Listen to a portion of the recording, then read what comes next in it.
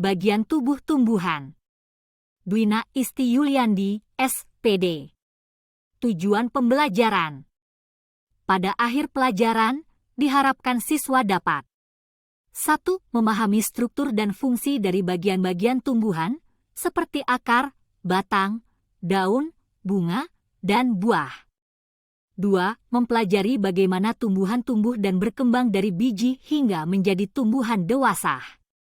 3. Mengetahui cara tumbuhan melakukan proses fotosintesis dan respirasi yang penting untuk kelangsungan hidupnya. Pelajaran hari ini adalah memahami struktur dan fungsi dari bagian-bagian tumbuhan, seperti akar, batang, daun, bunga, dan buah. Apa saja bagian-bagian dari tumbuhan dan fungsinya? Akar. Akar adalah bagian tanaman yang tumbuh ke dalam tanah. Fungsi akar adalah untuk menyerap air dan nutrisi untuk pertumbuhan tumbuhan.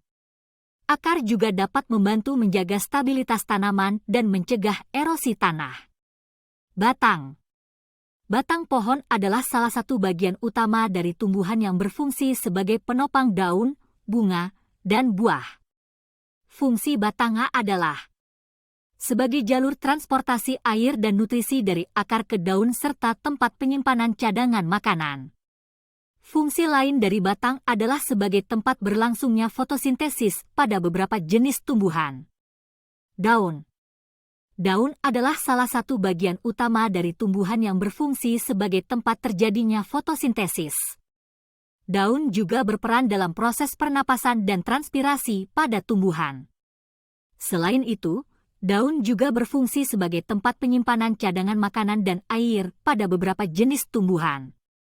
Daun biasanya terdiri dari epidermis, kutikula, stomata, jaringan pengangkut, dan jaringan penghasil makanan. Bunga. Apa itu bunga dan fungsinya? Bunga adalah organ reproduksi pada tumbuhan yang menghasilkan biji setelah pembuahan.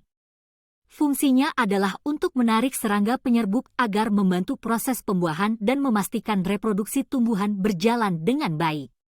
Selain itu, bunga juga dapat digunakan sebagai hiasan dan simbol keindahan dalam budaya manusia. Buah. Buah adalah organ reproduksi pada tanaman berbunga yang biasanya memiliki sifat manis dan dapat dimakan.